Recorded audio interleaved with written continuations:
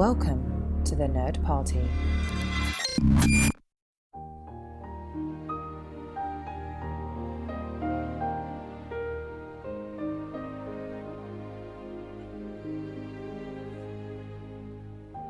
Hello and welcome to another episode of Missing Frames. This is the podcast where we watch all the movies we should have seen by this point in our lives. I'm your host, Shawn Eastridge. We're hanging out on the Nerd Party Network, a collection of podcasts dedicated to all things entertainment. Check us out at thenerdparty.com. You can also follow us on Twitter at Join Nerd Party and like the Facebook and Instagram. You follow on Instagram. You follow Instagram, you like Facebook. Either way, it's the Nerd Party. So today, this is a new first timer on this show. First time guest host. Very delighted, excited, thrilled beyond all reason to have Ambre Trujillo. You got it. You did yes! it. Trujillo. Oh my God. And the sad thing is, I know it doesn't sound like it, but I know how to pronounce it. But because we hyped it up so much before we were recording, I just had this moment in my brain where I was like, I'm going to mess it up. It was a block. It was a block. So, but I feel like you've encouraged me and you helped me. You nailed it through together. Thank you so much. Well, not only did I nail the pronunciation of your name, but I think we are going to nail this podcast episode. This is going to go down in the annals of podcast episode history as one of the greats. I can feel it. I can feel it too. Do you feel it? Okay, good. I do. It's a weird buzzing feeling. Electricity, like all these emotions, just it's all there and it's all real and it's all happening right now. But we are going to be watching a film which I haven't seen, which you have seen. I have. Yes. You have. Yes. That is Robert Zemeckis' adaptation of Carl Sagan's classic science fiction novel, Contact. Yes. So Contact, one of your favorites. Now, the book is one of your favorites. Is the film one of your favorites? It is in its own way. Okay. Yeah. Okay. I don't want to give anything away, but I prefer. I mean, I'm going to be one of those people that say I prefer the book only because obviously, like within books, you can go a lot deeper with different things, especially Carl Sagan being a cosmologist. He really gets into like the astronomy of everything, and he really deep dives into a lot of like the theological concepts and philosophical ideas. So. And with a movie, you're basically, it's like book you have 400 pages or so, movie you have 2 hours basically. Right, so all these things you can't quite things that you kind of have to leave by the wayside, things that are maybe touched on and not necessarily elaborated on in an effective way. But I've read the book. Like I read it's the only Carl Sagan I've read. But first of all, I want to give the floor to you because you are the Carl Sagan person. Not only are you the Carl Sagan person, but you're like I was going to say an outer space nut, which sounds terrible, but you're like I don't think that gives you enough credit and really speaks to how awesome you are. It doesn't speak to how crazy I am about it. Well, that too, but crazy is great. Crazy is good. It's okay, especially on Missing Frames. We're fans of crazy. So you are on, like I've listened to you talk about outer space and you do it for work and you do it on your social media, but it's like you have this real passion for it and this real love of it, and you're like exactly the person I want to talk about this kind of movie with, or Carl Sagan, like nerd out about him with. So but I wanted to ask you, just in terms of your love for him, your obsession with the subject of space and travel and exploration and things like that, like what got you into it? Do you remember reading Contact, or like how you discovered Carl Sagan? Tell me about how you got into all this insanity. Well, I will compress it down. It's really interesting. I didn't get into astronomy until after high school. And Carl Sagan, reading The Dragons of Eden is one of his books. It's the speculations of human intelligence, and it touches on anthropology and philosophy. And this is nonfiction. This is nonfiction. Okay. It kind of gives a perspective on how humans developed intelligence. But so when I moved to LA, I've always been in love with libraries. So I just remember like going down the halls of libraries and this library in Sherman Oaks, and there was a Carl Sagan book, and I picked it up and I read it, and I starting from when I was a kid, I always loved Outer Limits and Twilight Zone, but I didn't know that I loved space. I knew I loved asking questions. Um, my friend, he calls me a perpetual child, which is the most accurate description of me, because I just don't shut up when it comes to like, well, why is this like this and why is this like that? Sure. And I didn't draw the line between science. Honestly, I didn't think I was smart enough to be able to like grasp the concepts until I read a book by Carl Sagan. And one of the beautiful things about how he was as a science communicator and just as a writer in general is he, in terms of science, he writes it like poetry. So it is very easy to grasp. And I think sometimes with science, it can kind of scare people away if you're not technical and if you're not super analytical. So when I started reading Carl Sagan, I was just like, wow. One, I was able to grasp these really complicated concepts that he was trying to get across. And for the first time, I realized that I had never actually learned how to think, which is weird, right? Like you go to school and you're taught how to learn. A lot of the times forced how to learn. Sure. Wrote memorization, depending or on how you're you basically taught how to never want to learn. You're like, this sucks. I don't want to do this anymore. Yeah, this is like forced because it has a very structured way of teaching, right? And it only works for some people, and it's great, and it works for some people. But people like me, I thought that I don't know how to think this way. I can never touch science.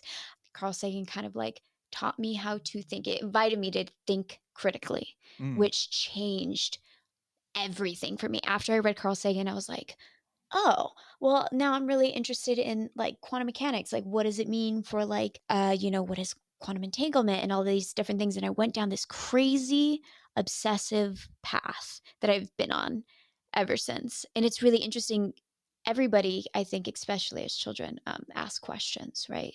That's just like innate in human nation. It's what we do. My question was, why can't I have more Superman things? Yeah, exactly. Why can't I, like, this isn't fair. I want all the Superman and my parents aren't letting me have it. That was my question. Is that what you're talking about? Like, is that a philosophical, like, Superman? If I love Superman, I should be allowed to own every Superman thing I want. It's something that really, it's a quandary, honestly. It's so interesting how deep children ask questions, like in a very simple way, right?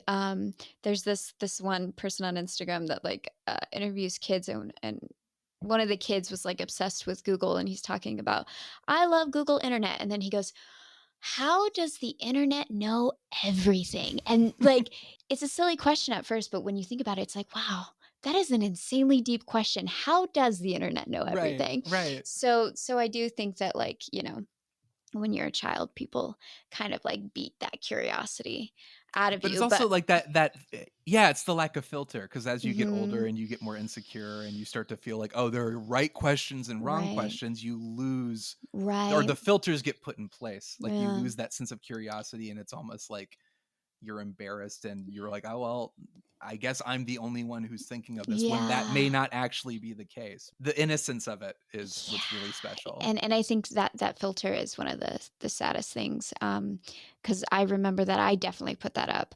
And now as an adult, one of my favorite phrases is, I don't know. I don't know, but let's find out, right? So if someone were to ask me a question that I don't know, it's like, it's celebrated. I don't know what that is. That's something cool that we can find out together, like let me figure that out if I'm asking that question myself.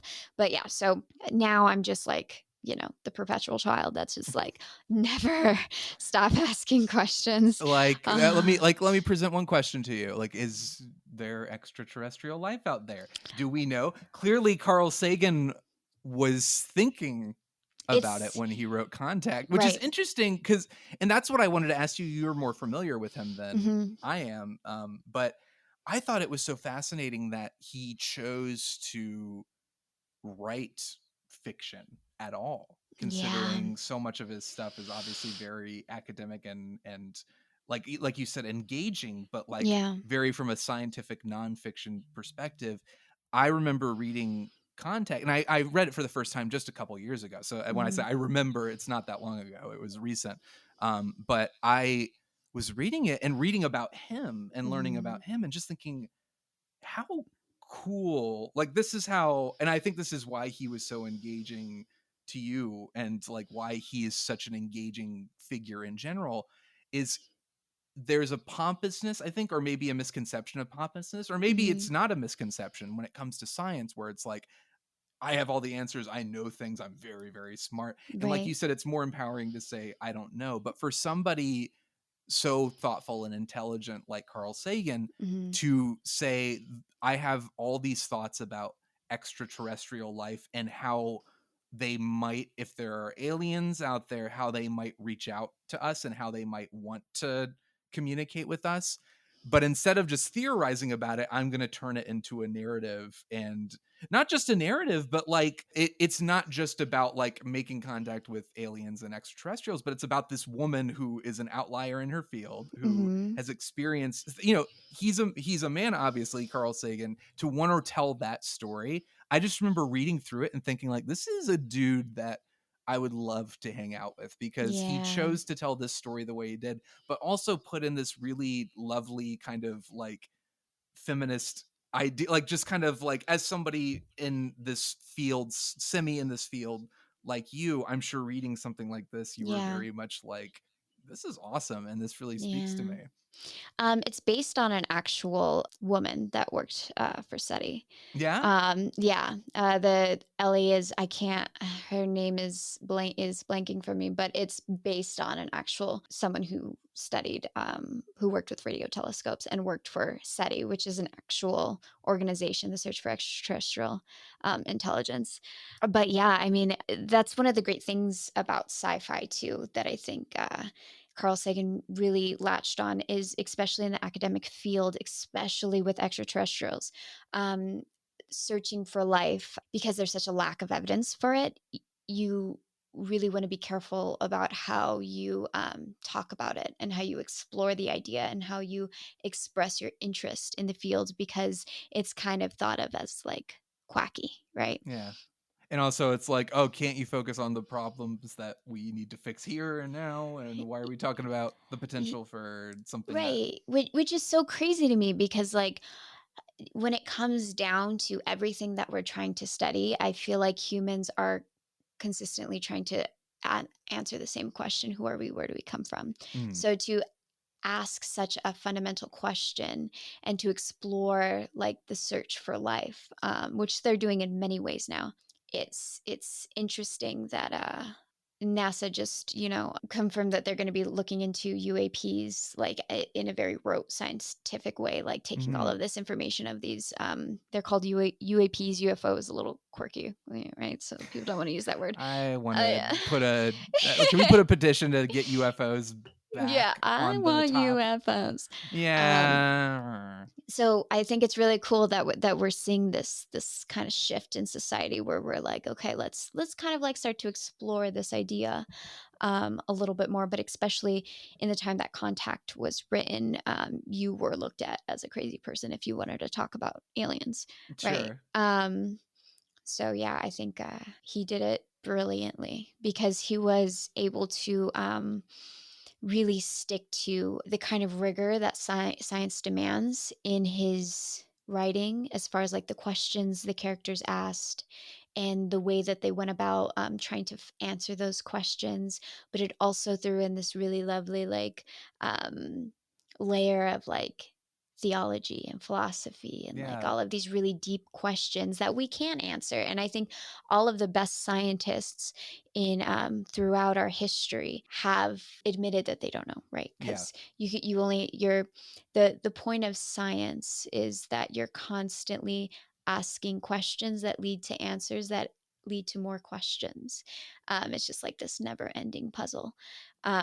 So to say that something is for sure, like you look back in the history of science, things change, right? Yeah. And that's also the point of science, is like you get new information, you go, okay, let's tweak this here, tweak this The here. past couple years, just with COVID, we've seen that Yeah, like basically in a very, very small span of time, like, right. this is what we should be doing. Oh wait, that doesn't work. Let's do this instead. Oh Yeah, wait, we can do that. And just like very, very focused, and within a small window, we've seen that in action, yeah, like in yeah. a real extreme way. And people don't really get to see that aren't in the science field, right? They don't Right. see how science working.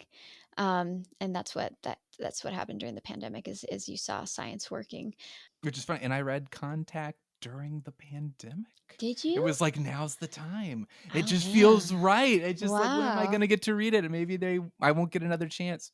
But it did. I just remember I thought it was so cool and was so, as a writer, somebody who would love to write for a living, just being so in awe of Yeah. like, oh, he's not only super smart, but he can tell a really engaging, Yeah, heartfelt story. Yeah, human that's what story. it really is. And that's what I think is so important, Yeah. especially to be in that field, to humble yourself enough to say, like, I'm kind of in awe of like wanting to understand but not understanding, and being okay with that. And that's the vibe I got from the book, and really just, again, was just so amazed by his ability to tell a great story, but also interweaving his Yeah. experience and knowledge. And like, I felt like a little bit smarter after I read the book. Yeah, yeah. I think that's one of the greatest things about him, and we were talking about this earlier. The reason why people gravitate towards him is because he is so learned in so many different subjects, and why it's so important to read outside of your field, right? To get like a broader perspective of just life in general. So he was big into learning about different religions. He was big about philosophy, about anthropology, biology, like anything realm of science. He was like trying to grab as much knowledge from life as he could in order to make the best perspective about the world, how it's set up, what anything means. So I think Right. that's why people gravitated towards him, because he really it showed. Yeah. It showed in the way that he talked, it showed in the way that he wrote, it showed in so many different aspects, and that's why I think it's like so important. But going back to extraterrestrials, do you know about the Golden Record and the Voyager missions? Tell me everything. Okay. All I know about the Voyager missions is that, well, this is maybe a spoiler if you haven't seen the first Star Trek movie, but one of the Voyager probes we sent out into outer space does come back to try to destroy us later on, Oh. in an attempt to search for its creator. And you'll learn more about this when you watch Star Trek the Motion Picture. Oh, what? And I just didn't. spoiled it for you. So No, well, please forget about all of this. No, this is what is gonna push me to watch this. I didn't know that. Yep. That's crazy. Go watch it. Yeah. Yeah. So like, But you will fall asleep watching it, because it is very boring, the first Star Trek movie, in a good way. It's like, it lulls you to sleep like a lullaby, not in a like deadening, like my life is what is life kind of way. So, but just a fair warning. Oh my gosh. Okay. Well, I'm excited because it's fascinated that the probes came back to like kill us. Yes. So Voyager 1 and Voyager 2 were these twin missions that Carl Sagan developed the golden record on it. Okay. And it's essentially a message in a bottle to extraterrestrials. Like, that's literally what it is. And it's a record, a playable record, and embedded within it, it's very similar to Contact, right? Okay. In the sense that you have to have a certain level of technological advancement in order to play it. So if it got marooned on some planet and a primitive species came across it and didn't know how to play it, like, they wouldn't be able to decipher it. Right. But yeah, it has all these different things. It has a man and a woman on it to show like what humans look like. It shows our place in the solar system. It has all of these sounds, from a baby laughing to a whale. It has the big music that was going on. All of these crazy things. And Carl Sagan actually co-wrote a lot of his books with Andrian, who is his widow. Okay. Incredible writer. They actually met doing the Golden Record.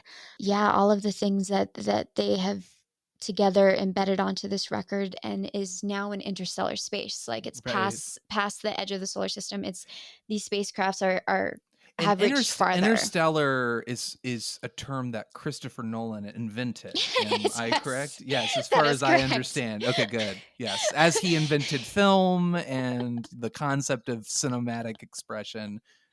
As you know, Christopher and relativity, Nolan. actually. Yeah, all of it. Honestly, space travel. Really, we need to make sure to thank our Lord and Master Christopher Nolan whenever Oh my we get the gosh, chance. that is so funny. But yeah, so it's floating out there, and the hope is if someone If does come someone is across out it, there, if someone is out there, they'll it pick will it up. make them not want to invade and murder us. It'll make them want to ET, like oh, let's go be friends with them and make plants and stuff. Like, okay, plants. Cool. Yeah.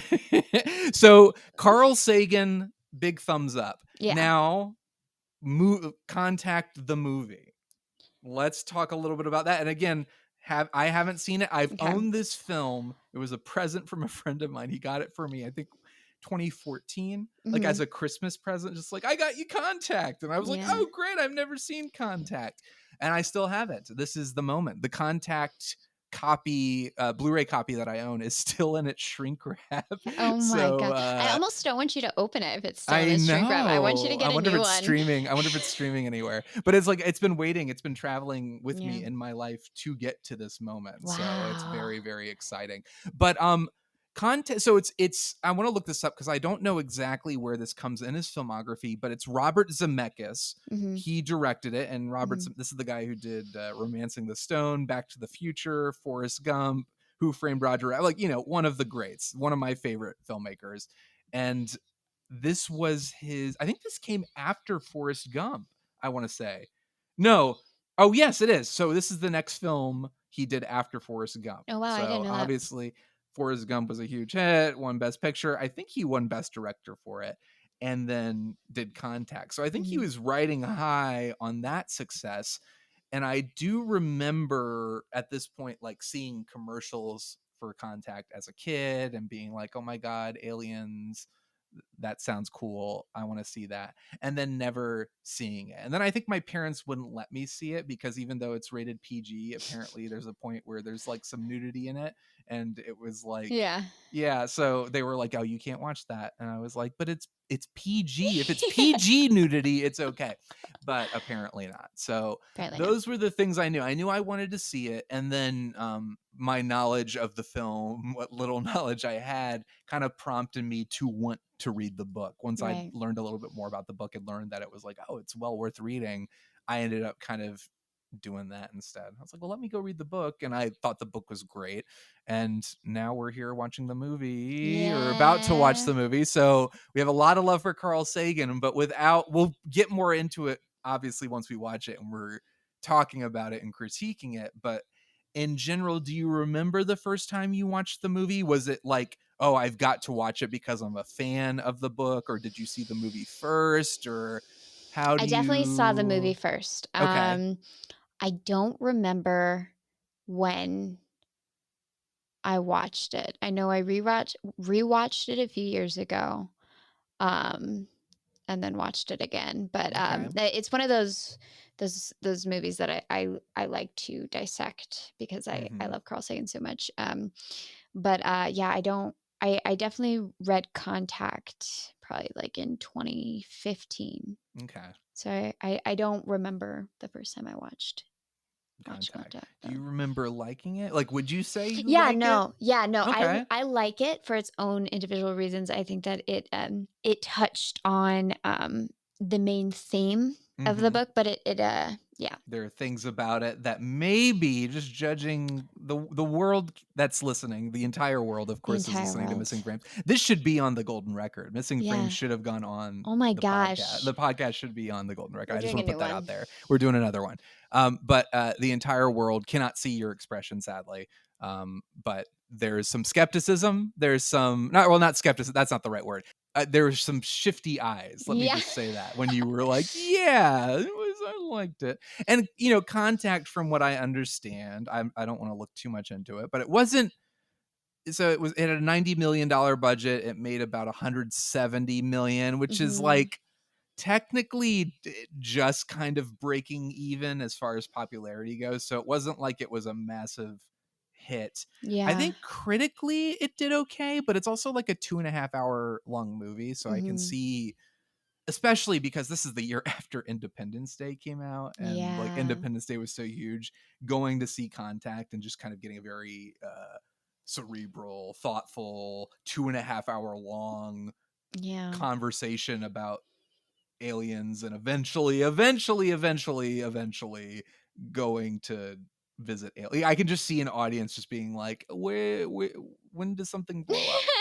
Where's Will Smith? Where's Will Smith punching aliens? I don't like this. So there's this feeling of like, I remember like the critical reaction kind of being like, it's all right, and things like that. So I'm curious to see, and it's been a little bit since I read the book, and I always like to put some space between reading a book and watching its adaptation so that it's not too in my mind. So I'm saying this isn't that wasn't in the book. That wasn't, why didn't they do this? So, which is your opposite experience because you're very in love with the book. And so I'm sure you're kind of like watching it and being like, how dare they? Well, no, I like Contact, the film because of its, because of its thoughtfulness. I think that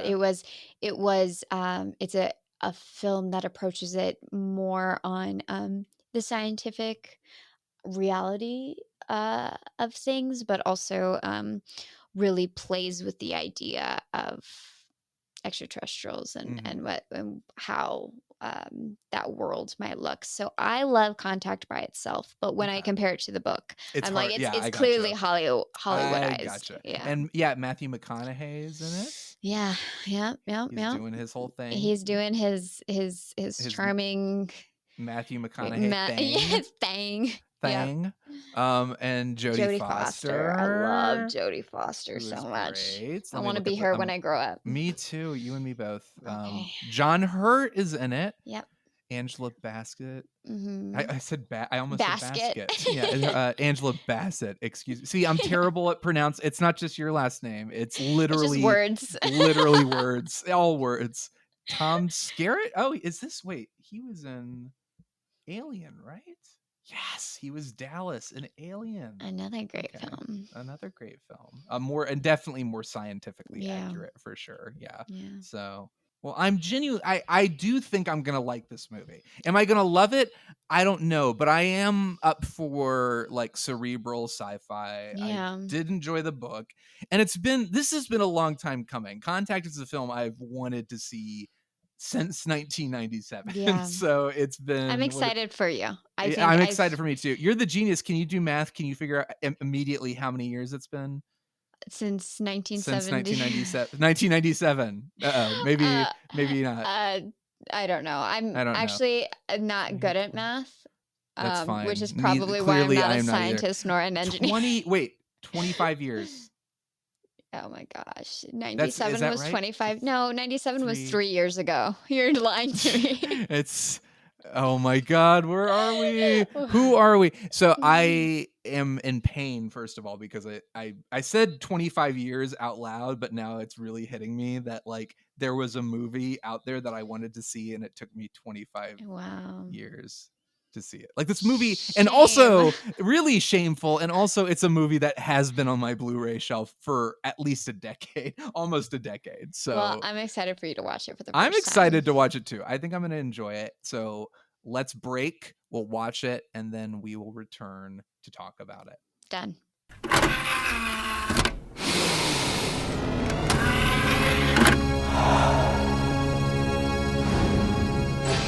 Now available to own on video cassette. And we're back. Amber, there were many things, many adjectives I would presume to use when describing Contact, the motion picture. Like before I watched it, I was like, I'm sure it's going to be contemplative, and I'm sure it's going to be slow, and it's going to be thoughtful, and probably really stunning and things like that. Wacky was not a term I thought I would use, but wacky is a term I'm going to use. I would say this is very much the 90s movie version of Carl Sagan's Contact. Correct. And I'm going to need you, if you would be so kind, just to take my hand and walk me through my many feelings and emotions about Robert Zemeckis' interpretation of Carl Sagan's brilliant work, because I don't know exactly how I feel about it. There were things I thought were great, like Jodie Foster is great. I think As always. the movie, yeah, as always, the movie looks amazing. Like there's some really beautiful stuff. I have seen countless, like, I don't know how many posts or gifs or whatever of the mirror shot of young Ellie running up to the mirror and the camera pulling out. I've seen that out of context so many times that I actually forgot it was in this movie. And when it happened, I was like, oh, the mirror, it's the mirror. And I got really, really excited. So that was cool. There's a lot of really cool technical stuff and filmmaking stuff. It's beautifully shot. It looks wonderful. But I think it is a pretty, I don't want to say terrible. That's very, very mean. But the script is not great. It's not a great script. It's like somebody wanted to make, like they read Contact and they were like, this is good, but can we add like all some the different things? Yeah, like let's add like every 90s cliche. Like, oh, we got to have the quirky scientists with the Hawaiian colorful shirts who are like, yeah, man, science is cool. And like, it just made me think of like Twister, which came out the year before, where like all the scientists are like hip and Twister's great. And they have like long hair and they're all like, dude, it's a tornado, man. And it felt like that. I was like, okay, so they fit those guys in there. They had to have the moment where Ellie like goes to show her proposal to like the really bored people. Wow. That was not, I totally didn't mean to do that. The board members are there and they have, she's like, they're like, we don't want to fund this. And she's like, can't you guys just open your minds a little bit?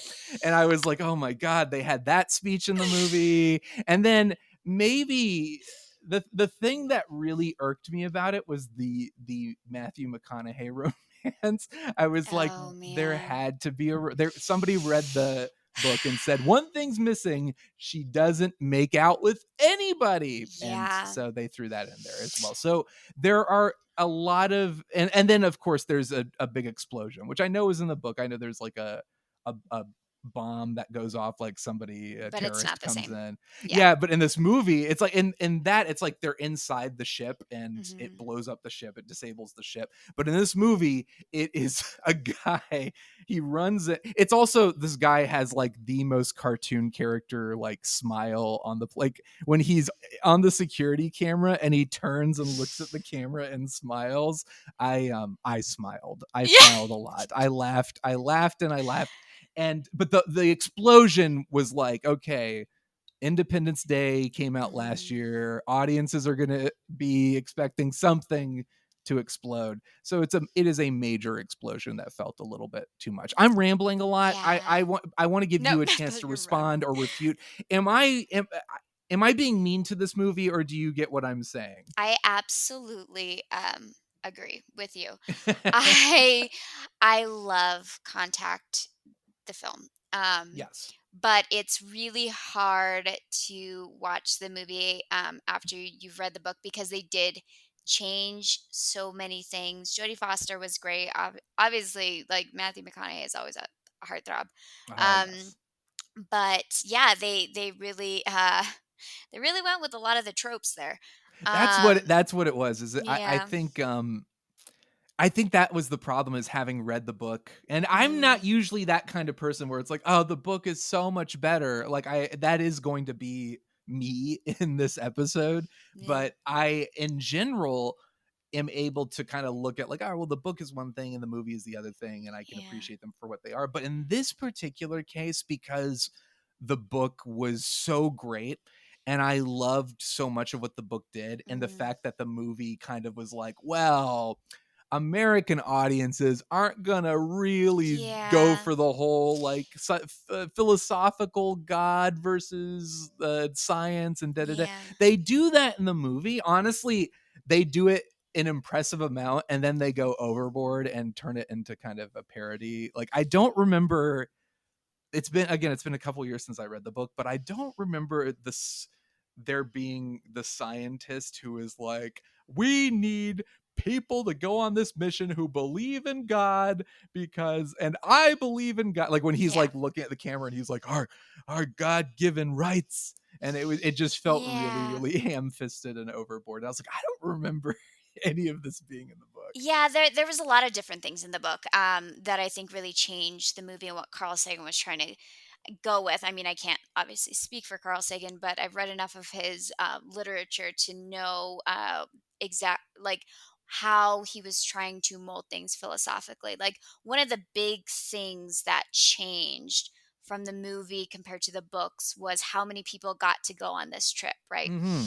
In this trip, it was just Jodie Foster, but in the book, there was 5 seats, so five people from across the world got to go and experience this. And the way Carl Sagan wrote it in the book, it was really beautiful because it was really uniting for the entire world to send all of these, earth ambassadors to Right. this alien creature, and he was able to pull so much of the culture.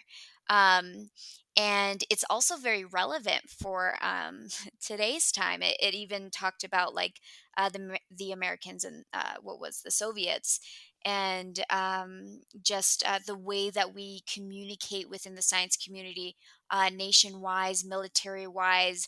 He really understood, because he lived it, that he Mm-hmm. was he was not only a cosmologist, but he was a science communicator and worked in so many different fields. Um, he he really knew what it was like, if an if such an event did occur. Yeah. He knew what the different sects of the world would, how they would cooperate with the military and everything else. And so I love that he pulled the fact that there was these ambassadors from all over the world to go to this alien land. And I think that obviously, I mean, maybe it would have been too complicated for the film, to I incorporate those understand it, stories. like dramatically, I understand it. Like there are Yeah. a couple reasons why, like I get why they did it for the movie, because you want it to just be Jodie Foster. Like you said, it's a little bit more complicated. If it's all right, we got to get all these different characters and Yeah. they all have to have their own experiences. But I think one of the things that the movie, if the movie wasn't so long and it had really just homed in and focused on the faith versus fact Hmm. idea, which is really, I mean, that was so well done in the book. And the movie does it, but it also is so focused on like there's also a romance, and there's Yeah. also cool alien stuff, and there's also the evil the evil villain who wants to blow Yeah. everything up.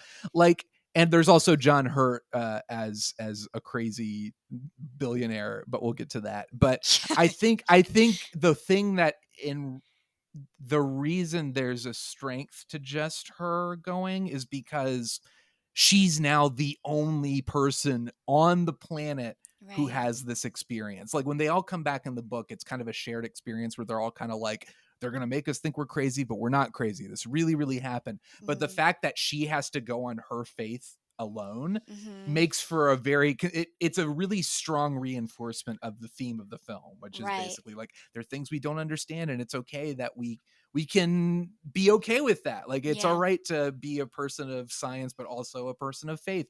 Right. Which is very looked down upon. Right, exactly. Nowadays, it's like it's this thing, You can't have one. You have to pick a and side. it's We can't love surprising. Star Trek and Star Wars. We have to love one or the other. Yeah, and it's actually surprising. I feel like it's painted a lot in the media that this idea of like you have to be secular in order to Yeah. be a scientist. I know plenty of incredibly brilliant people that have different faiths. And I like that. I mean, Carl Sagan painted it so beautifully in his book about I think a little bit of the struggle of faith versus science, and he painted, um, the stereotypical person in the book, um, who was one of the pastors, Yeah. Runken. Rankin, I believe his name was, as the stereotypical like kind of evangelist who's kind of like blowing faith out of proportion. Right. And but what he did with Palmer Joss in the book is he made him a lot more centered, a lot more Yeah. curious, a lot. I think from what I've seen, a lot more true to what Christian belief is or Yeah. could be, Yeah. which is why it was so interesting to me. At first, I did not understand why in the film they had a relationship with Ellie and Palmer Josh, because in the It's book, because but they I want were to hear like, all right, we yours. did a poll. We took a poll, and it turns out 90s audiences demand romances in their films. Yeah. So put a romance in it. Rewrite Well, right now. We got to put a romance in. well, That's in the 100% why. exactly. Well, and it's interesting because in the book, Ellie did have a relationship. Yeah, She had a relationship with the presidential advisor, and it's which is very what Drumlin. dry. Yeah, I feel like it's very in the background. Like it's like very much like she'll go home and they'll have a conversation. Like I yeah, mean, I may be wrong again. It's not as fresh in my mind, but like right. from what I recall, it's not. I mean, the romantic portion is obviously not a central feature of that story, and Absolutely. her relationship with her husband is not necessarily like the central focal point of that story either. So the romantic stuff, I think it kind of, it's almost, to me it almost cheapens it a bit. Like it's not like, it's not like Jodie Foster and Matthew McConaughey are Hmm. bad or anything, but the inclusion and the way it's written and the way it's like very, very like they meet and they're immediately like, oh my god, oh wow, like Hmm. they meet at the wherever they are, the bar or whatever, Right. and he's like, can I buy you a drink? And she's like, no, I'm just a scientist. I'm like, I'm wearing glasses, my hair is a mess. No, why would you want to date me? And then like they immediately sleep together, and it was Hmm. creepy because he says I know this is a Carl Sagan quote, which is like, it would be an awful waste of space, like the whole thing of like, if there's nothing else in the universe, it would be an awful waste of space, which is lovely. I'm glad they are paying homage to Carl Yeah. Sagan, but it's something her dad had said to her earlier, and it just makes it Yeah. so creepy that he says that to her and she's like, you want to get out of here? And then the next scene is them in bed together, and I was like, he quoted her dad to her, and then they Yeah. banged, and this Yeah. is Oh very, she no. needs Oh to no. go, there's some serious psychological implications Right. here that I think need to be examined. But it was like, I would almost completely cut the first 40 minutes out of this movie. Like Yeah. like us needing to see them meet and see their like blossoming romance or whatever is Right. almost completely unnecessary. And it just sort of, at the end when he's like, the real reason I didn't vote to let you go is because I love you too much. And I was like, oh my God, you've got to be kidding me. You've got to be kidding me. And it felt like the material Hmm. and the central story, which is it's already, it's like I feel like if you made this movie today, you could. It's Yeah. basically Arrival, like the movie Arrival, which is a better movie than Contact, or in Yeah. my It's opinion, essentially the same it's idea though. very, very, It very is. It was similar. clearly inspired by it. Yeah, absolutely. And so it's nowadays you could get away with something more Yeah. contemplative as a mainstream big budget project. They're not always successful, but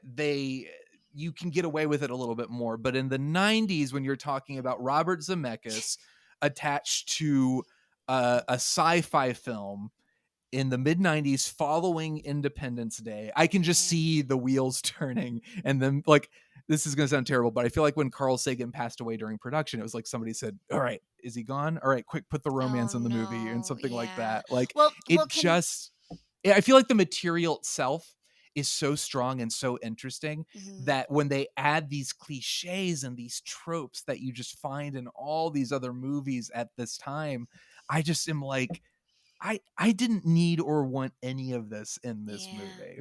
Well, I will say this, and may I say, may I talk about why I think why he incorporated this You romance? may. Okay, You have the thank you, sir. floor, Amber. Oh, thank you, sir. Um, so yeah, as we said, like Ellie was, dated the presidential advisor, which, in the film they turned Drumlin into the presidential advisor, and then she had the relationship with Joss. But and which I didn't understand, right? I was like, this isn't in the book at all. But then I read the last conversation that Palmer Joss and Ellie had, and it was when Ellie had come back from this trip that has totally transformed her idea of the universe. And she's talking with this, reverend or pastor. I'm actually not quite sure the difference, but about how she isn't being understood, and this is in the book, being not being understood because she doesn't have strong evidence about what she has seen.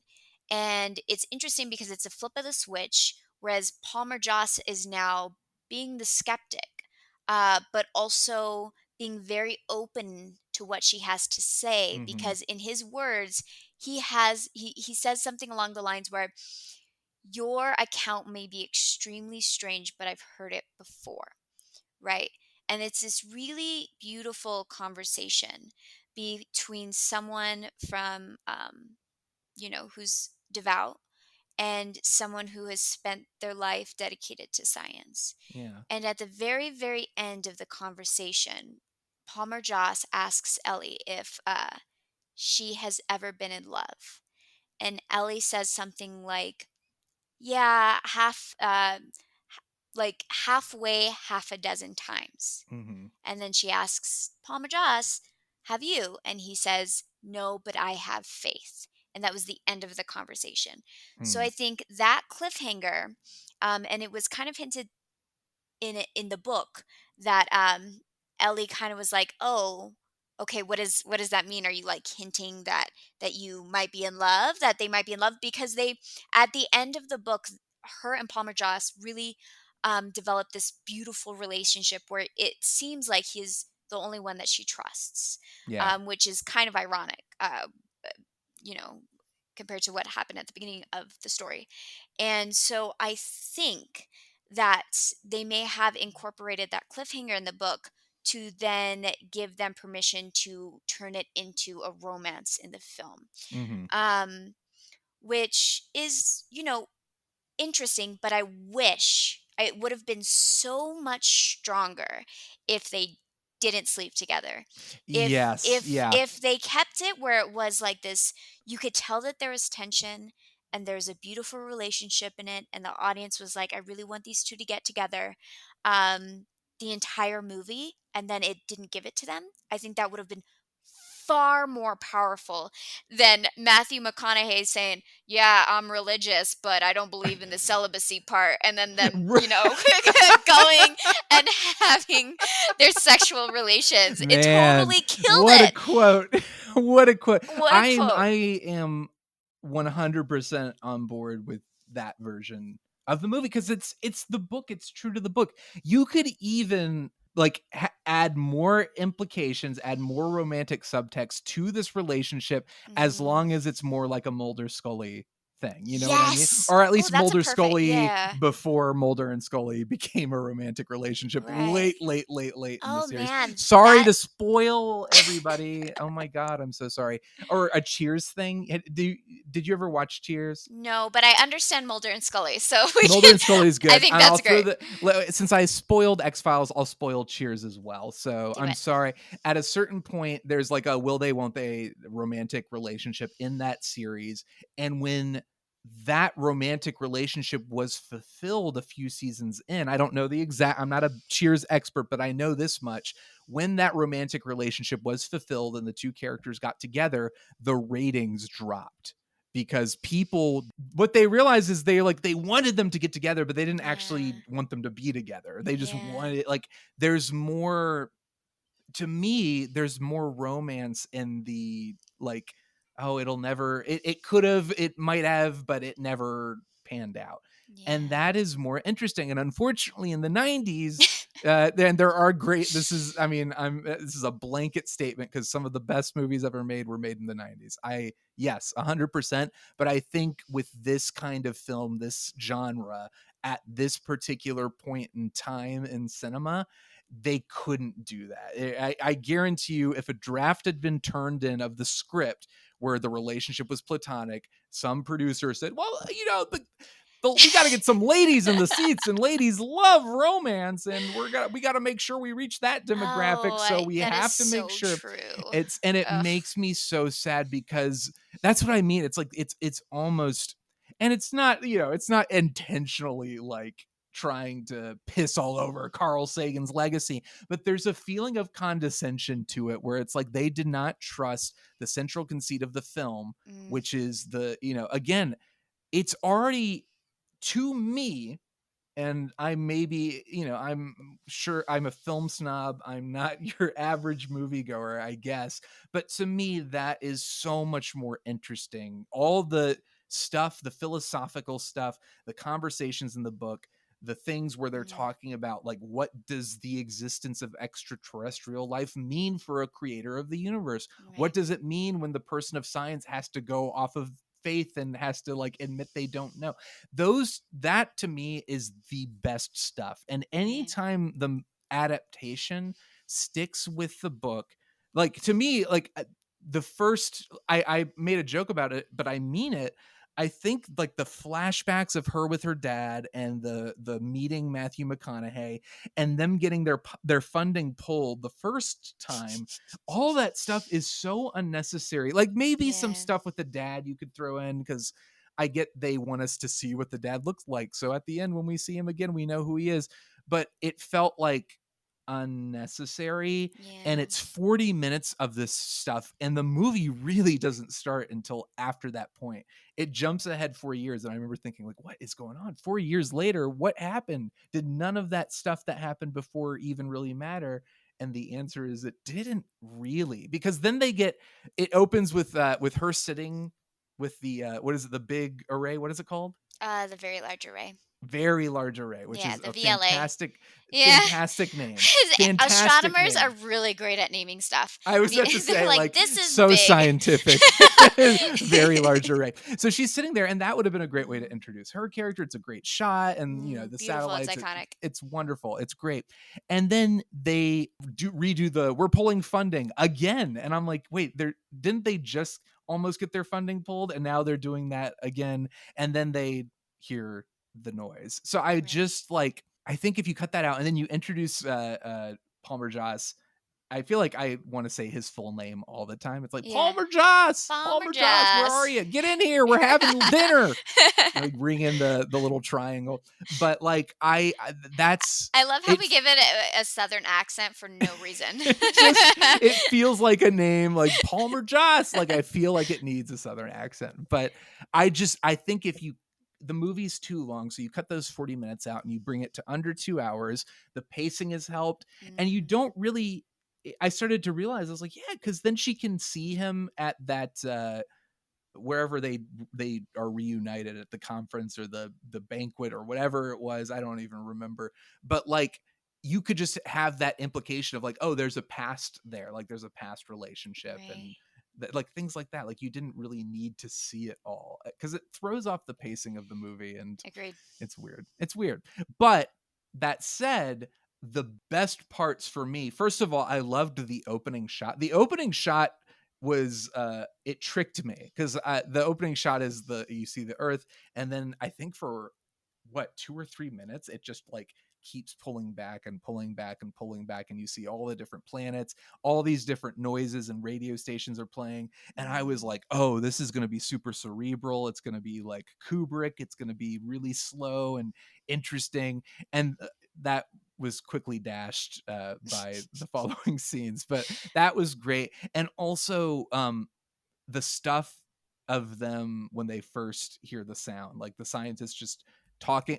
I was watching this, and it was done with such confidence, and the filmmaking is so exciting the way they're talking to each other, and I don't know what they're saying. I have no clue, but they seem fascinated and excited about it. So I, as a viewer, am excited about it. And all I'm thinking is, this is so much more interesting than anything that's happened so far in this movie. And it's all science talk. It's all the stuff that, like, I guarantee you the big studio execs behind their desks are saying, we can't, they're chomping cigars and they're like, we can't have this science talk in this movie. People want explosions. And to me, I'm watching this thinking, like, this is the most exciting part of the movie. I'm sure for you, like, as being super into this stuff, you're like, yes, this is it. These are the moments. But it did feel like I was like, oh, the movie's finally getting started, and it only took 45 minutes or so. It really does feel like that. It is extremely slow. But I absolutely agree with you. The opening sequence of the chattering of the radio, of the radio noise outside of Earth, and then as you pull out, because of the way that light travels in general, as you move away from its source, it loses energy, right? So it gets quieter and quieter and quieter. Was And then Amber upset by the film because there are sounds in space, and we all know no, there is no sound in outer space, people. there is in radio light, and that's what the radio telescope does. So the radio telescope picks up radio light. So you know how you have a radio in your car? I don't know if you know this, but I didn't know I had a radio in my car. let me I'm going to research this, and I will be right back. This is a eureka moment. You just found that out. Okay, amazing. so just a quick science lesson about the electromagnetic spectrum. Radio light. I like that you had to clear your throat. You're like, my throat suddenly got dry because it's like, girl, shut up. No. This is great. This is it's great. It's like you talk about this all the time. No. I'm ready. Okay. So really quickly, on the electromagnetic spectrum, there is different types of light that exist throughout our universe. Now, radio light is the weakest signal that can exist. We, for example, see invisible light. Radio is all the way on the low part of the spectrum. And when you turn on your radio, it's actually tuning into a radio frequency. So it's converting that light that is traveling on those radio waves and turning it into sound. So that is essentially that's kind of what a radio telescope does. So it's looking out into the cosmos, looking for these radio signals, because even though radio signals are quote unquote the weakest wavelength of light that exists, it also travels the farthest. So we pick up radio signals all the time and convert it into data. So when you're watching that first scene with Earth and the noise of like people talking and everything, that's supposed to emulate our radio signals that are leaving Earth from television, from radio stations, and it's permeating out into the cosmos. But as you pull back, because that radio signal is getting weaker and weaker and weaker, it's getting quieter and quieter and quieter. And then you leave past Jupiter and Uranus and Neptune, and you're outside of that Oort cloud, and all of a sudden it's silent. But it's actually not silent. There's weak signals constantly permeating throughout the cosmos from, as far as we know, just us. But we're looking for those radio signals from other civilizations that might, be sending us a signal of Hitler. They might be sending us a signal of this film. Like they're like, we've been watching this film and we have some thoughts. We have some thoughts about this. Why? It's a film review. Yes, it's just them reviewing the They're film. like, look. But yeah, but I love all of that stuff. Like I just love, that was the stuff that, of course, I remember from the book, and the stuff that really excited me from the book is like they hear the signal, then they start to decipher what is the signal, what is it sending us, and then the Hitler stuff, and then they realize like, oh, it's overlaid over a different image, and then there's a cipher, and we have to figure out what it means. All that stuff is awesome, and I wish.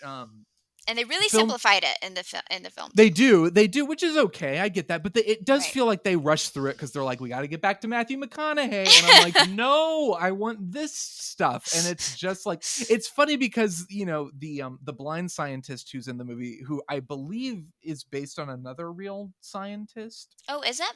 I think so, but he's kind of there as like the cute best friend that, you know, it's kind of like the puppy dog scientist who she has a friendship with. And he, like, it almost would have made more sense for that character to be the romance, but, you know, he's not Matthew McConaughey. So I'm sorry. He is in The Dark Knight, though. He's in the beginning of The Dark Knight. He is the guy with the shotgun in the bank who starts shooting the clowns. And I was like, I haven't seen him in any other movie. Now I can say I saw him in Contact, but that's neither here nor there. The point is that I really don't know where I was going with this. I completely lost my train of thought. What was I saying? No, all that stuff is really, really great. I really loved that, and I wish that, like, the filmmakers had trusted in. I don't know that they didn't trust the material, because there is a surprising amount of the, like, talk of God and, like, belief in God and things like that. It comes way too late in the movie. Like, they start talking about the existence of God maybe an hour plus into the film. I know there's a scene with her and the preacher after her dad dies where he's like, there's a greater plan, and she's like, if only the medicine had been on the first floor. And that's like all they talk about. Yeah, that's what, like, you know, sent her on a spiral of, like, I need to approach science and I hate you, God. But it's like, to me, I wanted, again, that's all interesting and fascinating to me, and that's something that we all in our own ways have to struggle with, like, in general. It's like, where did we come from? Why are we here? Is there a greater being that created all of this? What does that mean? What are the implications? And what does the existence of aliens, what kind of wrench does that throw into everything? That stuff is so fascinating. So it's just, it makes me so frustrated when they're kind of like, all right, we got to breeze over all this, like, interesting stuff to get back to the cliched, like, nonsensical, like, the bad guy who's gonna steal Ellie's spot on the spaceship because he's a jerk and things like that. And even, you know, the book does a really great job of, like, her, you know, she is a woman in this field where it is not necessarily easy for her to be respected, and they kind of touch on that a little bit, but they don't really. I don't need it to be, like, in your face, but they really bury it in this movie, really like, hard. And I, like, as somebody who, like, I get really annoyed when it's, like, really, like, it's like, this is a woman and hear her roar. Like, I get really, like, I am so sensitive to that stuff, and I so appreciated the way the book felt so organic and natural and was really commenting on it without, like, hitting you over the head with this. But this movie just gets rid of it completely, and that was another thing that was so great about this story. Is it's like, you could just focus on her. You don't need a romance. You can focus on her struggles to be respected in a field where it's, like, difficult to be respected, where because of her gender it's difficult for her to be, like, on many, many levels. It's like, I don't, you're throwing in all these tropes and things that are so unnecessary, because there are so many interesting ideas here. And maybe the concept of ideas, quote unquote, is what scared the execs at the time. Is like, we don't have time for ideas. We need when does the CGI start? Where's the special effects? You know, like, so that's what I think bothered me, is, like, it kept shifting away from the interesting stuff to kind of get back to the stuff that they, I guess, thought audiences wanted to see. Yeah, and I agree with you. I think the way Carl Sagan painted Ellie's character is it really highlighted her struggles in a very real way. I had to laugh in the one scene where they're announcing Bill Clinton. Bill Clinton is the president. Which in the I mean, I understand they're trying to connect with, like, with a Real generation life, because it's yeah. relevant, right? But in the book, it was a woman. It was a female president. Yeah. But she, like, he calls up no, he calls up the person who has led this project from the very beginning. And then Ellie starts, like, moving through the crowd, getting ready to talk, and then he goes, Drumlin, and then Drumlin, like, just, like, pushes past her, and it's like this really like dramatic moment. That's what and I I'm was like, saying. oh. It's so. And look, so I said it before, I'll say it again. I love Robert Zemeckis, but I have not seen Forrest Gump in a long time. I would like to watch it again. I have very fond memories of watching it, but Yeah. that said, that is a movie that I'm afraid to watch again because I am fearful that it will be more obnoxious than endearing, if that makes sense. It's a film that like it wants to make you cry. It's very saccharine and it's very sweet, but it's also like a very manipulative film. And I feel like because Zemeckis won the Oscar for Forrest Gump, it won Best Picture, he, I think, leaned into those impulses with Contact, Right. like things that are very cliched, like that guy, like Yeah. shoving past her, or the music. And I love Alan Silvestri, but the score is very whimsical and like magical in a way that is like, it's too whimsical and it plays at the wrong times. I think it plays, does it play in her boardroom scene where she's just like, I feel like it plays at all the moments like where it's like really pronouncing, we want you to feel this way. Like when she's like, I just want to believe that these things exist. The music's like, na, na, na. And I'm just sitting there like, God, this is really, really annoying. So I think Zemeckis as a filmmaker at this point in his career was making creative choices that kind of follow that same train of thought of like sentimental, sappy, like too in your face, when more subtlety could have really, really benefited the film. But that moment you pointed out is perfect. Like it's the best example. There's a lot of that in the movie.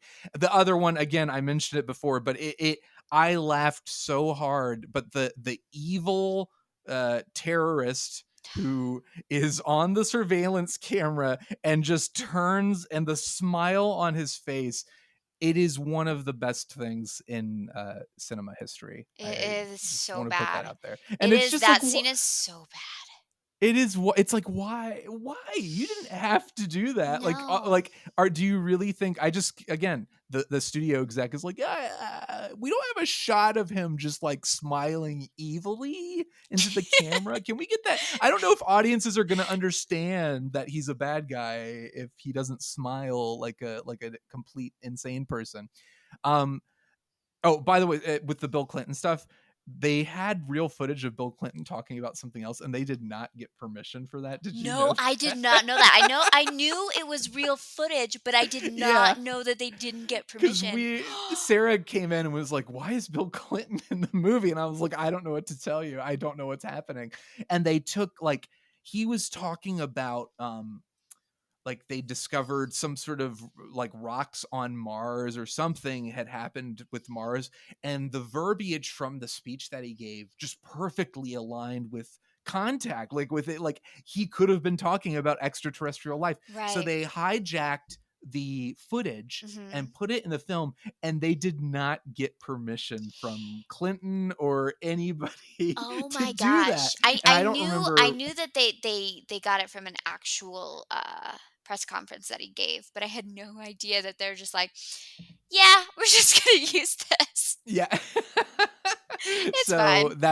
that's fantastic. I want to talk about John Hurt as, what's his name? The billionaire? Is it Hayden? Hayden, yeah. Yeah. Can we talk about him for a little bit? Because that was the other thing where I was like, this movie is trying so hard to be a 90s movie. Like when she's like, you got a call from somebody, and then she goes into this, like, I don't know, James Bond villain's lair in an airplane, and John Hurt is basically a James Bond villain, and he's bald, and he's going, welcome, Ellie, welcome to my lair. I was just like, what is this? And was like, I don't remember any of this being in the book. And if it's not, and I know Hayden, like I was going back through and I was like, okay, so Hayden is the person who funds and is the person who kind of helps her Right. make the breakthroughs with building the machine. But I don't remember it being this stupid. It definitely wasn't. I mean, Okay. the thing is Hayden was kind of crazy in the book, and he was like this Yeah. very obnoxious, like uh I don't know if, Eccentric. yeah, eccentric is better than obnoxious. I stand Yeah. corrected. Billionaire in the book who, like, who you, he creates a I can't remember the biblical city that he modeled it out of. It might have not even What, been, Babylon or yeah, something like, I think it might have sure. been Babylon.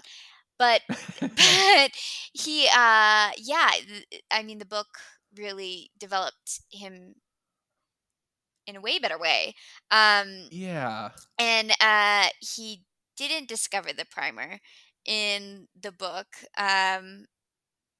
So they just gave him a lot of, they used him for a lot of just like connections, right? And he was just like Yeah. this one character that they really got carried away with. Yes. Yeah. It was just the word wacky that I used to describe Contact. That That was it. the movie almost completely lost me during that scene because I was like, this am I in, like, what am I watching? It was like I put on a completely different movie. I was like, this is not Contact. Yeah. I don't know what this is, because it just, again, it felt like maybe that scene had been written to have him like, oh, he's just like sitting in an office or he's like in a mansion. And they were like, no, what can we do to get like audiences really excited? And there's a mystery element and what is going, and it just felt like, again, it looks like it's so overblown. And then he's like, Ellie, I know everything about you. And he has like a slideshow of her I know. home I videos. know. And Oh I'm my like, what gosh. the hell is happening? What I is going on? laughed so hard when they go back to that press conference that I referenced earlier, and he has a picture of Drumlin like passing her, Yeah. like bumping past her, and I was like, why that picture? It's like her like, oh, I like know he's like, get that moment. I know that's going to be great for the slideshow I'm putting together.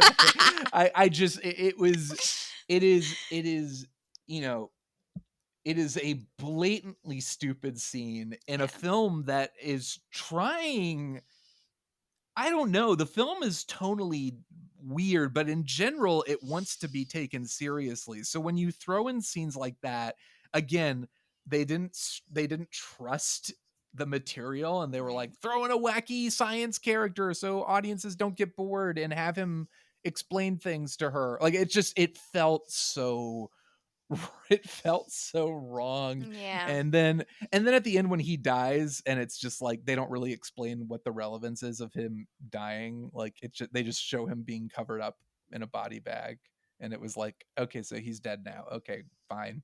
And in the book, I think the idea is like, oh, he died, and now it's starting to look like a conspiracy because maybe this whole alien thing was just an invention to yeah. fund your Well, crazy wacky projects. well, it was his own conspiracy. Yeah, yeah, In the book, he yeah, kind of created it that way. exactly. So But and the they movie took, doesn't really. yeah, they just got all the good stuff out. They're Yeah, like, yeah, exactly. we'll give you this, but meh, like the actual explanation of the situation, we're not going to give you. So just Yeah, take it as exactly. you will. So as I've been hating on, is that what the kids say, hating on Hating, the yeah, I film? I don't. feel like I've been throwing a lot of negativity towards the film, a film that you love, and I understand I why. love Like, it there's a for lot of, its nostalgia well, and but its there's good connection stuff, to the book. but there is good stuff in it. Like, it's Yeah, like I said, it's yeah, beautifully shot, it looks great. I love, again, I love the stuff that's actually from the book, yeah. specifically the stuff of the sound of the message is Mm, so good, and mm. it like gave me, oh, I got shivers. Like, it was like, oh, I love it so much. And I found out later, I was looking into the sound, apparently it's like a variation on the TARDIS from Doctor Who. No way. Yeah, That's do you so watch cool. Doctor Who? Because you I should. know, it's It's funny. all about space and time, I know so you know. I need to delve into Doctor Who. And to, I've I've dabbled, but I need to really immerse myself in that world because it totally is right up my alley. that was really great. I wish they'd relied a little bit more, again, on just, I don't need the musical score to tell me how to feel. Like, little moments like that when they're listening to the sound and it's like creepy and amazing and they're all excited. Like, I was like, this is great. I also really loved there was the scene where they're driving in and all the people are outside and they're just crazy people. And the first time she sees that the stupid guy who ends up blowing up the machine. Yeah. But the first time she sees him and he looks at her and it's genuinely unsettling. And then she rolls up her window and you can still see his reflection. Yeah. And there, I loved that so much. There's a lot of great filmmaking and it makes me so annoyed that they like, just the script is so messed up. Yeah. And I was looking into the script as well. I was like, who wrote this thing? Like, why is this so silly? And it turns out, so the gentleman who co-wrote this, I hope they're not listening, Michael Goldenberg and James Hart. Hopefully nobody that I named just now is listening to this episode. But one of them would go on to write Green Lantern, the Green Lantern film. Yes, the less said about that, the better. And then the other one wrote Lara Croft Tomb Raider, The Cradle of Life, Muppet Treasure Island. Ooh, I love me some Muppets. Muppets are great. Hook, he wrote Hook, which, you know, is a lovely film that I think if you hadn't seen it as a kid, you probably wouldn't like as much. That might be true, but I love Hook. It might be true. I haven't. That's another one I'm avoiding watching because I'm scared. Yeah, but this is all to say, like, not these guys. Like, I didn't need Matthew McConaughey at the end to say I did it because I love you. Right. But I loved the wormhole stuff. Like when she finally goes in the wormhole, that's amazing. How did you feel about all of that stuff? Did that feel like aligned with what you would hope for it to be, having read the book? Not necessarily scientifically accurate. How do you feel about it? I think it worked for the film. Yeah. That whole traveling to the vegans. Yeah. I think it should be vegans. Vegans. Is it should weird. be vegans. When I was reading it on the page, I was like, wait a second. Vegans? Vegans? But I mean, it was so drastically different from what happened in the book that I just kind of had to let go of what I read in order to convince myself of the movie, and it worked for the film. And then going on to the beach, that beach part was integral to the book, so they got that right. And the conversation with the father, that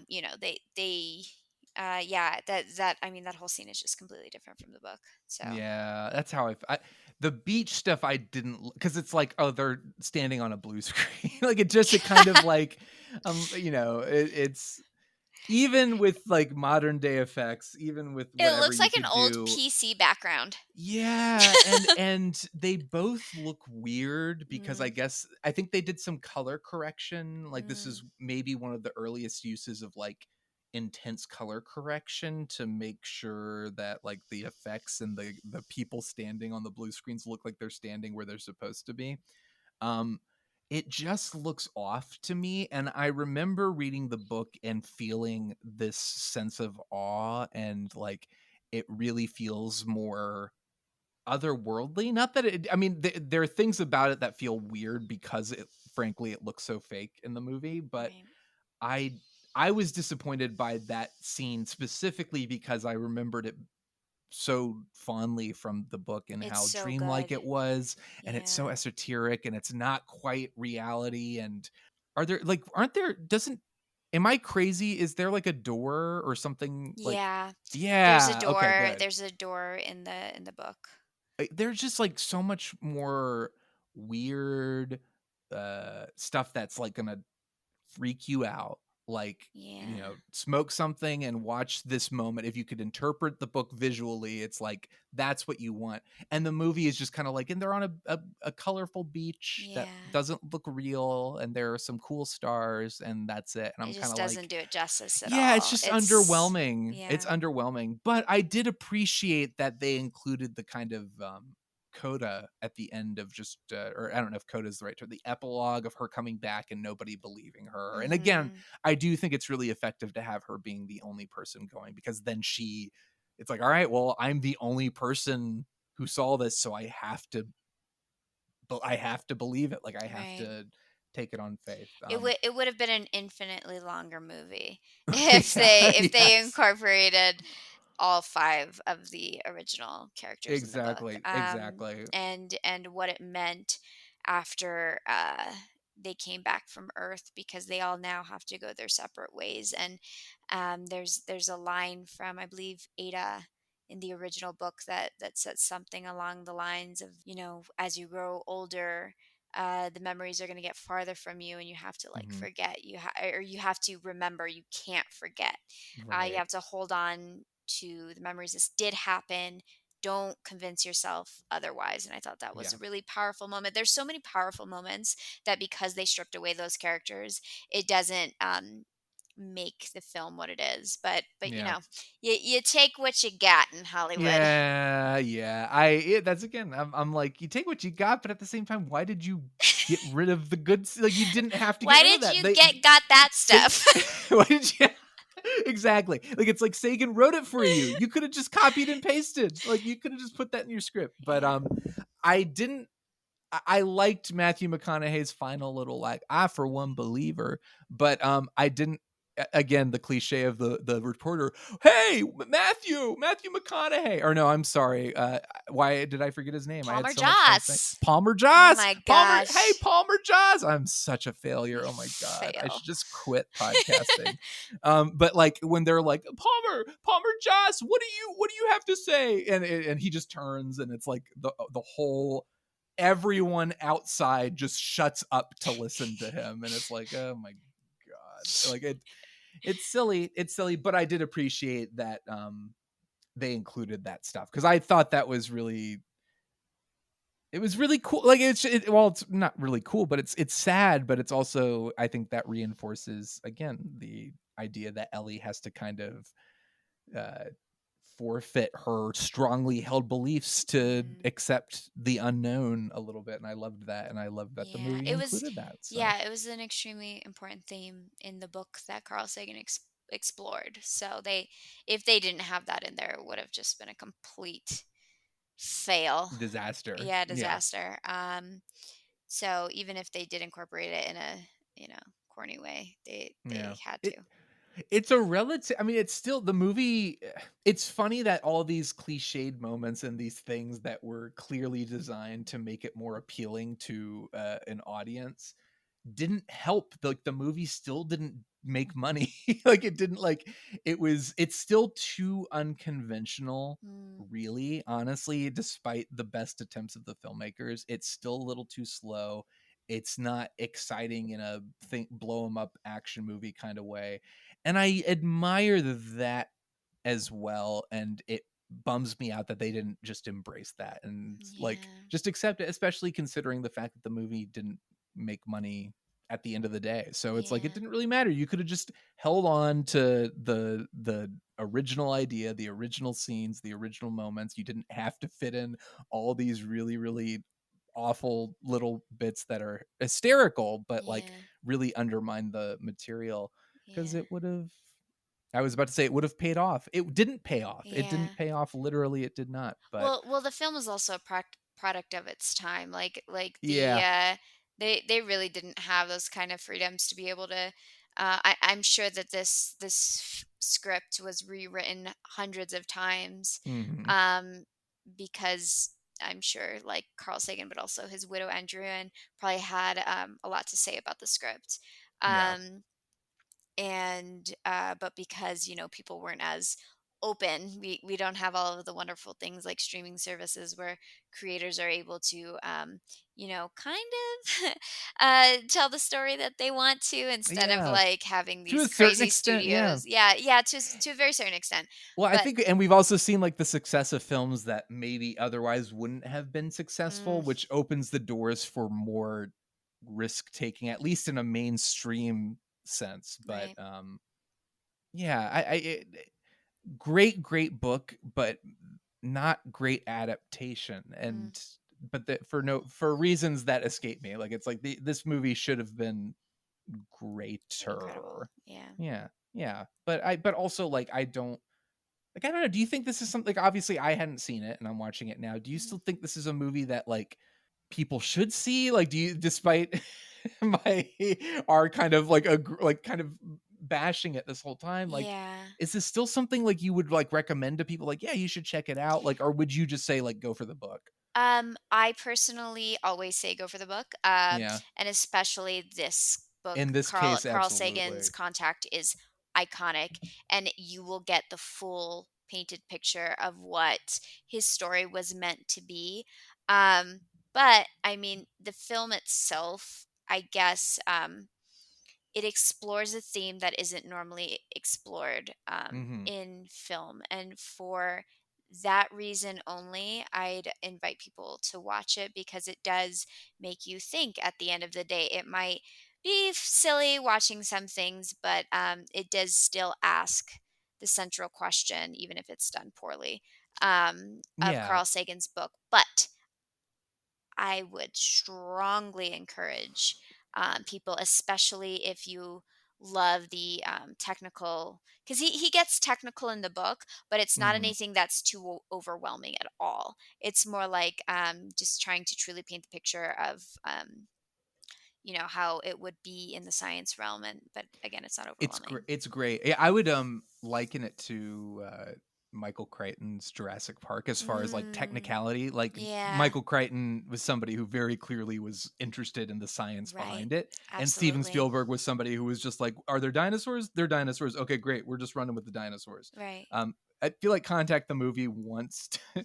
now it's not nearly as exciting as Jurassic Park or as successful as Jurassic Park Yeah. the movie, but it wants to be the same thing where it's like it's a little bit more exciting and rip roaring and zany, but it's like Yeah. Contact just isn't that, and it's okay Hmm. that it's not that. It's okay that Yeah. it's more philosophical. I like that. But as far as like technical stuff, I completely agree, because as somebody who's not super into like all that tech stuff, I Yeah. really really enjoyed reading it. I loved his prose, I loved his Yeah. writing style, and I missed a lot of that in the movie. Yeah, definitely. Absolutely. I But agree. what do you think? Anything else you want to say? Any other statements that need to be made about Contact, or you ready to give it final ratings? No, other than Carl Sagan is his stuff stands against the test of time. Yeah, Like even though he wrote it so long ago, it's still just as relevant if you picked it up today. So, agreed. comparatively to I the feel like film, if you made Contact today, it would be closer to the book. It would be a much different movie. maybe Like we I should feel write like Contact. let's Let's do it. I let's think this whole podcast has been leading to this moment. All right, we're doing it. We're adapting a new version of Contact. Stay tuned, everybody. please. Um, okay. So final ratings. Hmm. 1 being the lowest, 5 being the Hmm. highest. How many? I just I just want to say how many ridiculous, evil, smiling preacher bad people would you give Contact on a scale from 1 to 5? For the film, For the film, for the and it's okay to grade on a scale. I know yeah, like you have like your heart is tied into yeah. this. So, with it by itself, if I were not to compare it to the book, it would be a 3. Okay. Yeah, if I were not to compare it to the book. But if I were to compare it to the book, it would be more of like a 1.5 to a Oh 2. man, all right. So Okay. yeah. I gotcha. So somewhere, we'll say 2.5 ish. Yeah, we'll do 2.5 If ish. if we do an average, I'm not good at math. Yeah. Let's not do that. I'll give it 2.5. It's like I'm with you. I appreciate so much that they did try to make it a little bit more cerebral, but like they couldn't commit. They couldn't commit to the bit. Yeah, but the nostalgia, man. I mean, the nostalgia of the It's film true. There's itself good stuff. I mean, Jodie Foster is is great and yeah. all that stuff. There's good stuff in it, and it's fascinating as just in terms of Robert Zemeckis's filmography. Because I think Castaway was after this. And I love I think. Castaway. Yeah, it's just what Contact is such a like you can do anything you want. You just directed Forrest Gump. What do you want to do? I'm going to do Contact. It's like, oh, okay, all Yeah, right. So what an interesting choice. So that's it. We did it. We made Contact with Contact. I love it. How do you feel? I feel great. I feel like Good. I vented. You vented a little bit. I You got a little vented bit out of your lot. system. I Yeah, you're a got it little all bit out. lighter. It's Yeah. been boiling It's been inside of me said. for It's been years. said. We've said it. It's happened. We're good to go. Well, Amber, this has been a delight. I always love talking to you, and I love talking Same. with you about this film on this podcast right at this moment. And if people are listening and they're like, wow, this Amber person is like super cool, how can I hear more of what she has to say? Where can they find you out there on the interwebs? On the interwebs, it is the best place, I guess, to find me would be Instagram, and that's at Amber_Rosario. Now it's spelled Rosario. Rosario. It's spelled Ambre is Amber _ Rosario. Okay, and I'm at YayShonderman on Twitter, though I haven't really been. Twitter is it's such a nasty, nasty place. People all yelling at each other, but there's some good people there. But I'm at YayShonderman on Twitter. If you say hi to me, I'll say hi back.